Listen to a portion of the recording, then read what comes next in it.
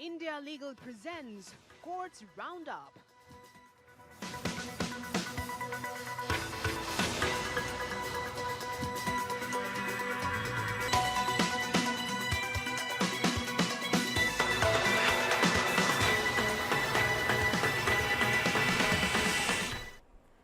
नमस्कार, बहुत स्वागत है आपका। मैं हूं आपके साथ नेहा दुबे। आप देख रहे हैं कोर्ट्स राउंड अप। इस बुलेटिन में अगले आधे घंटे हम आपको कोर्ट से जुड़ी तमाम छोटी बड़ी खबरों से करवाएंगे रूबरू। कोर्ट की कार्रवाई और सुप्रीम कोर्ट से लेकर हाई कोर्ट और लो कोर्ट तक के फैसलों को रखेंगे आपके सामने।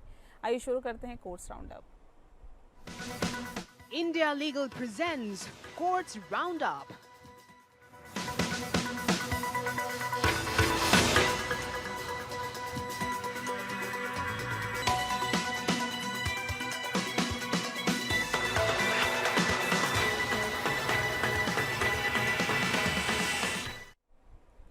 चिन्नास्वामी स्टेडियम भगदड़ मामले में बता दें आपको कि कर्नाटक हाई कोर्ट ने आरसीबी मार्केटिंग हेड निखिल सोसले और डीएनए एंटरटेनमेंट नेटवर्क के प्रतिनिधियों को अंतरिम जमानत दे दी है। कोर्ट ने उन्हें अपना पासपोर्ट जमा करने का निर्देश दिया है। ये मामला 4 जून को बेंगलुरु के एम चिन्नास्वामी स्टेडियम के बाहर हुए हादसे से जुड़ा हुआ है, जिसमें 11 लोगों की मौत हो गई थी और 50 से ज़्यादा लोग घायल हो गए थे।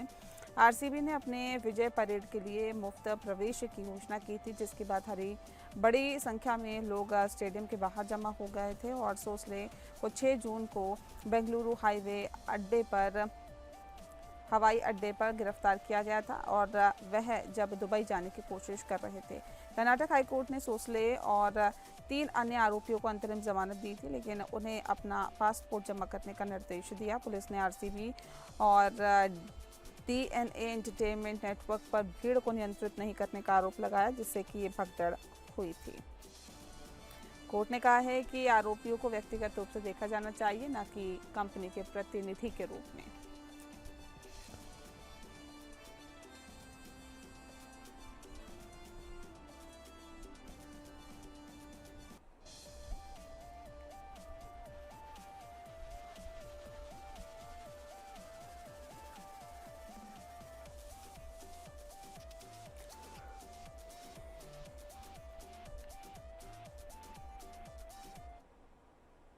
सुप्रीम कोर्ट ने हाल ही में एक याचिका पर विचार करने से इनकार कर दिया है। बता दें आपको कि जिसमें आंध्र प्रदेश में मेगा डीएससी शिक्षक भर्ती परीक्षा को चुनौती दी गई थी। याचिका में आरोप लगाया गया था कि शिक्षक भर्ती परीक्षा में अनियमितता हुई और परीक्षा की प्रक्रिया में खामियां हैं। सुप्रीम कोर्ट ने याचिका पर विचार करने से इनकार करते हुए कहा कि इस मामले में हस्तक्षेप करने का सुझाव आवश्यकता नहीं है। कोर्ट ने याचिकाकर्ता को हाईकोर्ट में जाने का सुझाव दिया। शिक्षक भर्ती परीक्षा आंध्र प्रदेश में मेगा डीएससी शिक्षक भर्ती परीक्षा आयोजित की गई थी, जिसमें बड़ी संख्या में उम्मीदवार शामिल थे। याचिका में आरोप लगाया गया था कि परीक्षा में अनियमितता हुई है और परीक्षा की प्रक्रिया में खामियां हैं। सुप्रीम कोर्ट ने याचिका पर विचार करने से इनकार करते हुए कहा है कि इस मामले में हस्तक्षेप करने की आवश्यकता नहीं है।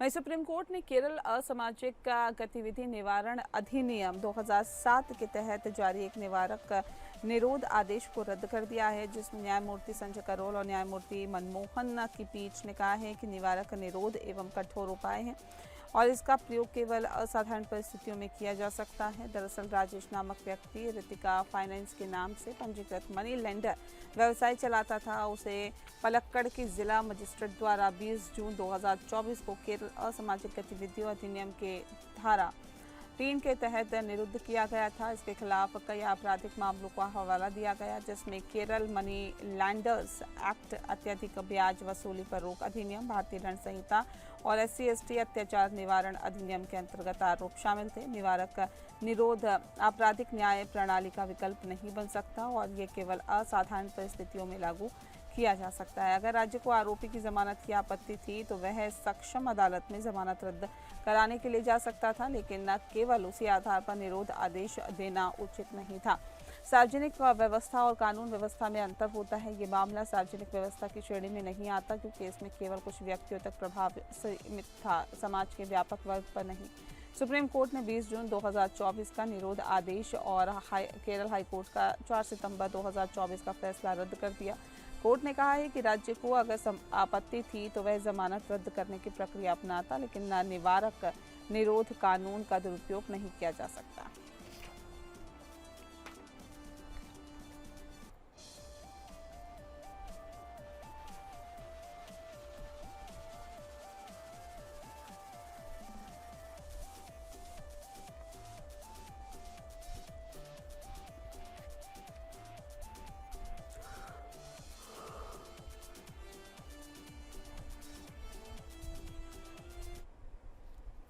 आगे खबर का रुख करते हैं। सुप्रीम कोर्ट के निर्देश के बाद हाई कोर्ट, जी हाँ, झारखंड हाई कोर्ट के महिला न्यायाधीश को 92 दिनों की चाइल्ड केयर लीव दी है। ये फैसला एकल अभिभावक महिला अतिरिक्त जिला न्यायाधीश की याचिका पर आया है, जिन्होंने पहले अपनी बच्ची की देखभाल के लिए 194 दिनों की छुट्टी मांगी थी। महिला न्यायाधीश ने अपनी बच्ची के बोर्ड एग्जाम की तैयारी के लिए CCL मांगी थी, लेकिन हाई कोर्ट ने उनकी याचिका खारिज कर दी थी। सुप्रीम कोर्ट ने हाई कोर्ट को निर्देश दिया कि वह महिला न्यायाधीश की याचिका पर पुनर्विचार करें। हाई कोर्ट ने अब महिला न्यायाधीश को 92 दिनों की CCL दी है, जो जून से लेकर सितंबर तक होगी। बता दें कि महिला न्यायाधीश का कहना है कि उन्हें 194 दिनों की छुट्टी चाहिए थी, लेकिन हाई कोर्ट ने कम छुट्टी दी है।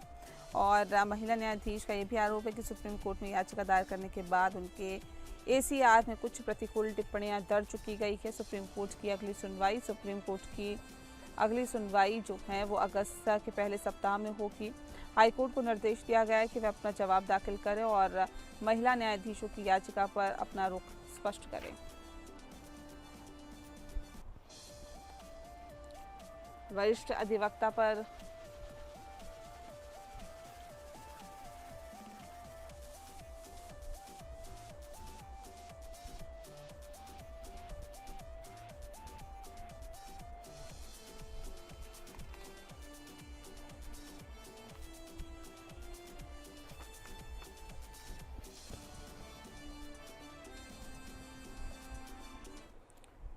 वहीं सुप्रीम कोर्ट ने वरिष्ठ अधिवक्ता के खिलाफ, आपको बता दें कि धोखाधड़ी के मामले में चौंकाने वाली टिप्पणी की है, जिसमें कहा गया है कि उन्होंने ब्रोकर की तरह काम किया है। कोर्ट ने उनकी याचिका खारिज कर दी है। उन्हें राशि वापस करने का निर्देश देने से इनकार कर दिया गया। यह मामला एक याचिका पर आधारित है, जिसमें वरिष्ठ अधिवक्ता ने अपने खिलाफ दर्ज धोखाधड़ी के मामले को रद्द करने की मांग की थी। हालांकि सुप्रीम कोर्ट ने उनके खिलाफ मामला दर्ज कर मामले को बरकरार रखा और कहा कि उनके कार्यों में ब्रोकर जैसी गतिविधियां शामिल थी।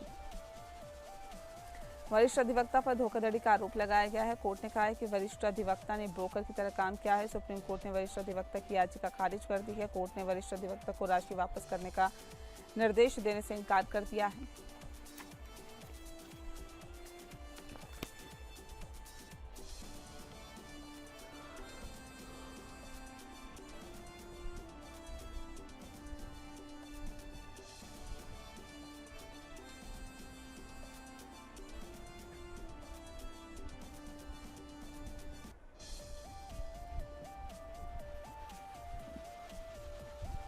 आपको बता दें कि तेलंगाना में उच्च न्यायालय के कर्नाटक के विधायक जी जनार्दन रेड्डी के अवैध खनन मामले में सजा और दोष सिद्ध पर रोक लगा दी है। न्यायमूर्ति के लक्ष्मण की पीठ ने रेड्डी की सजा को निलंबित करते हुए कहा है कि अगर दोष सिद्धि पर रोक नहीं लगाई गई तो जनता के विश्वास को जीतने वाले मौजूदा विधायक अपने निर्वाचन क्षेत्र के लोगों का प्रतिनिधित्व नहीं कर पाएंगे। रेड्डी को ओबलापुरम माइनिंग कंपनी OMC द्वारा अवैध लो अयस्क खनन मामले में CBI अदालत ने 6 मई को 7 साल की सजा सुनाई थी। और बता दें आपको कि इस सजा के कारण रेड्डी की विधायकी भी जा सकती थी, लेकिन उच्च न्यायालय ने एक आदेश दिया और उसके बाद वे सीट बरकरार रख सकेंगे। उच्च न्यायालय ने रेड्डी और अन्य 3 दोषियों को जमानत देते हुए कहा है कि उन्हें 10 लाख रुपए के निजी बॉन्ड जमा करने होंगे और उन्हें विदेश यात्रा के लिए अदालत की अनुमति लेनी होगी। अन्य 3 दोषियों में B श्रीनिवास रेड्डी, VD राजगोपाल और K महफूज अली खान शामिल है। सीबीआई ने 2009 में रेड्डी और अन्य के खिलाफ मामला दर्ज किया था, जिसमें आरोप लगाया गया था कि उन्होंने आपराधिक साजिश रचकर बेल्लारी रिजर्व वन क्षेत्र में अवैध खनन किया है और सरकारी और निजी भूमि पर अतिक्रमण किया है, जिससे कि सरकार को 800 करोड़ रुपए से ज्यादा का नुकसान हुआ।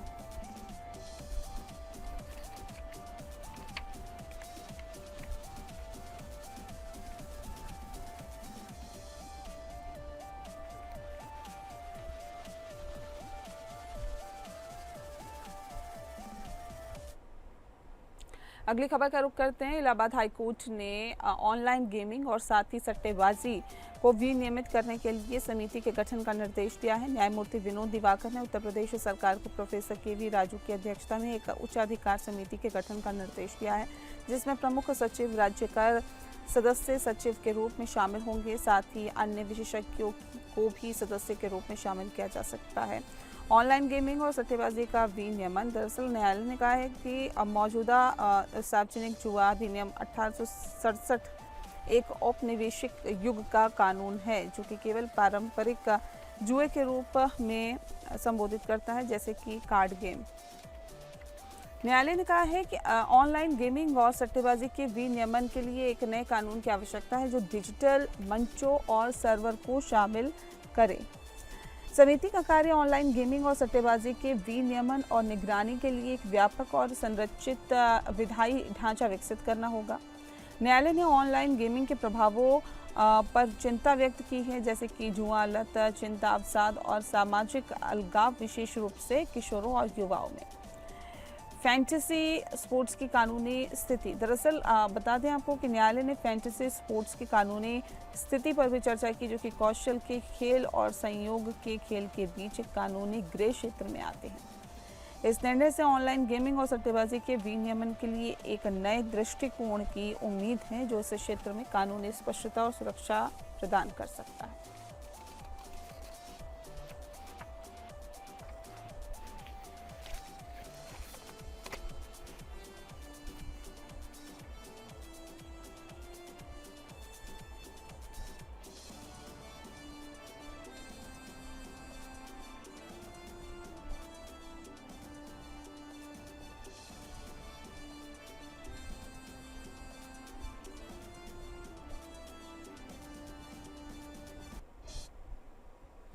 और अगली खबर का रुख करते हैं। सुप्रीम कोर्ट ने रवीज सिंह ढिल्लों की नियमित जमानत याचिका खारिज कर दी है, जो कि NDPS act, arms act, IPC और पंजाब पुलिस एक्ट के तहत दर्ज मामले में आरोपी है।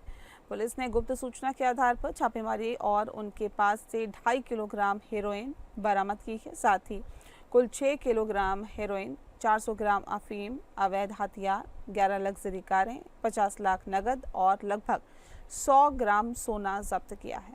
कोर्ट ने एनडीपीएस एक्ट की धारा 37 का हवाला देते हुए कहा है कि इस मामले में जमानत देना उचित नहीं होगा। कोर्ट ने मामले की गंभीरता और आरोपी के आदतन अपराधी होने का हवाला देते हुए जमानत याचिका खारिज कर दी है। कोर्ट ने आरोपी के अंतर्राष्ट्रीय दवा तस्करी के नेटवर्क का भी उल्लेख किया है, जिसमें ऑस्ट्रेलिया और इटली के लिंक शामिल है। सुप्रीम कोर्ट के इस फैसले से स्पष्ट होता है कि अदालतें एनडीपीएस एक्ट के तहत दर्ज मामलों में जमानत देने में बहुत सावधानी बरतती हैं, खासकर इस मामले में बड़ी मात्रा में जब नशीले पदार्थ बरामद होते हैं और अंतर्राष्ट्रीय तस्करी के सबूत होते हैं। केस पर पूरी जानकारी देंगे इंडिया लीगल रिसर्चर उद्यान राय। उद्यान हमारे साथ जुड़ गए हैं। उद्यान, क्या जानकारी है आपके पास? ये केस आज सुप्रीम कोर्ट में लिस्टेड था in court number 3, item number 8 था, जिसमें आज केस में वो जो अक्यूज्ड हैं रवीज सिंह ढिल्लों, उनको रेगुलर बेल एप्लीकेशन उनका रिजेक्ट हो गया और डिसमिस हो गया। जैसा कि बताया गया कि केस के बैकग्राउंड में उनके पास जो पुलिस की इन्वेस्टिगेशन थी और रेड थी, उसके अंदर 2.5 किलो हेरोइन ऑन पर्सन। उसके अलावा जब पूरी सर्च कंडक्ट करी गई तो उनके साथियों के साथ साथ कुल मिलाकर 6 किलो हेरोइन और 50 लाख के आसपास का कैश, 100 ग्राम सोना, 11 लग्जरी गाड़ियाँ और उसके अलावा एक राइफ़ल और एक .32 बोर की रिवॉल्वर भी जब्त की गई थी। तो इन फैक्ट्स को कंसिडर करते हुए ये केस जब 2022 में डिस्ट्रिक्ट कोर्ट ऑफ लुधियाना पहुंचा, तो वहाँ पर उनकी रेगुलर बेल एप्लीकेशन को रिजेक्ट कर दिया गया। फिर बाद में 2025 में पंजाब एंड हरियाणा कोर्ट के अंदर, हाई कोर्ट के अंदर, वहाँ पे भी रेगुलर बेल एप्लीकेशन डाला गया, बट वो भी सेम रीजंस की वजह से रिजेक्ट कर दिया गया। फिर आज 12 जून को जब सुप्रीम कोर्ट में ये मैटर आया तो जजेस ने यही नोट किया कि ये बहुत सीरियस मैटर है, ड्रग्स का मैटर है, बहुत सीरियस मैटर है। इसके अंदर NDPS एक्ट के सेक्शन 37 को बहुत क्रूशियल तरीके से देखा गया और ये डिसाइड किया गया कि because of the seriousness of the matter bell grant नहीं की जा सकती। और इसके अलावा ये भी नोट किया गया कि इंटरनेशनल लिंकेज है to Italy and Australia, that's why regular bail application reject कर दिया गया और डिसमिस कर दिया गया। बहुत शुक्रिया आपका उद्यम, तमाम जानकारी हम तक पहुंचाने के लिए। और इसी के साथ आइए इंडिया लीगल से के वेब रिपोर्टर से समझते हैं कि आरक्षण पर सीलिंग आखिर क्या होती है।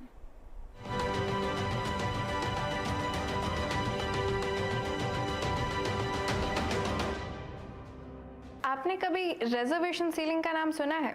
चलिए आज मैं आपको ये सिंपल शब्दों में समझाती हूँ। रिजर्वेशन सीलिंग का मतलब होता है वो 50% की लिमिट जो सरकार पब्लिक जॉब्स और एजुकेशन में टोटल रिजर्वेशन देने के लिए दे सकती है।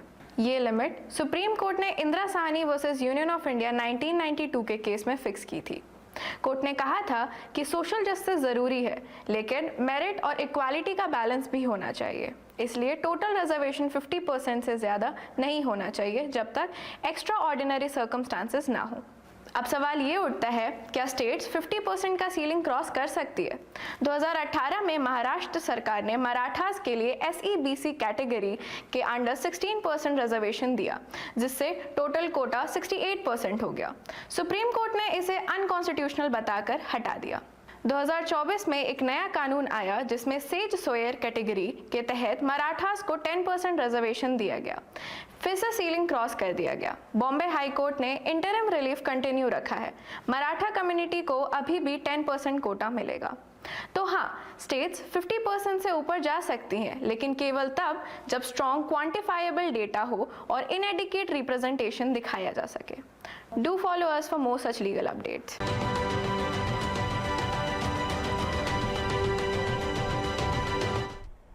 और इसी के साथ फिलहाल इस बुलेटिन में इतना ही। मुझे दीजिए इजाजत। नमस्कार। India Legal presents Courts Roundup.